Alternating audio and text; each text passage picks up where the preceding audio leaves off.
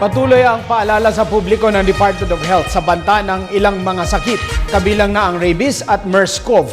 Samantala, pinawi ng ahensya ang pangamba ng publiko sa sakit na meningococemia o meningococemia.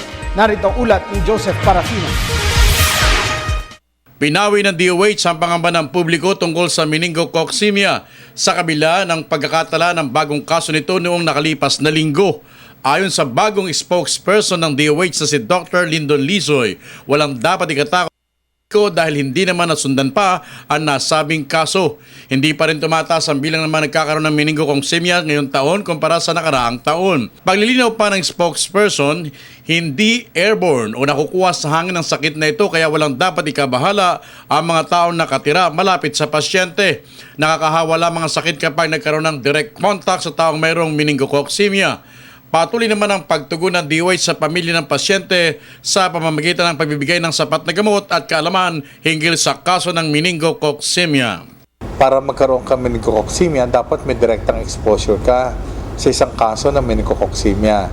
Meaning, dapat meron kang pagkakataon na nakuha mo yung kanyang oral secretion sa pamamagitan ng pag-uusap. Halimbawa, yung mga secretions na nailipat sa iyo. Samantala, patuloy pa rin ang pagmamonitor ng DOH sa MERS-CoV at pinag-iingat pa rin ng ahensya ang publiko sa banta nito. Lagpas na sa incubation period ng mga hinihinalang na apektuhan ng MERS-CoV, ngunit patuloy pa rin ang pagbabantay ng mga airline companies sa posibleng pagpasok sa Pilipinas. Kasabay nito, ang pag-orient naman sa mga travel agency, partikular sa mga pumupunta sa mga bansa sa gitnang silangan. Samantala, pinag-iingat din ng DOH ang publiko sa posibleng pagtaas ng kaso ng rabies ngayong tag-init. Bagamat hindi naman pinalalakas ng init ang rabies virus, mas ginagawa agresibo ng init ang mga hayop, kabilang ng mga aso at pusa na pangunahing carrier ng nasabing virus. Nakipagtulungan naman ang ahensya sa iba't ibang sektor pa ng gobyerno upang kampanyang Rabies Free Philippines na pag-iigtingin pa sa mga susunod na araw. Ang end kasi na nabibiktima dito ay mga tao, kung kaya dapat maging concern ng human health.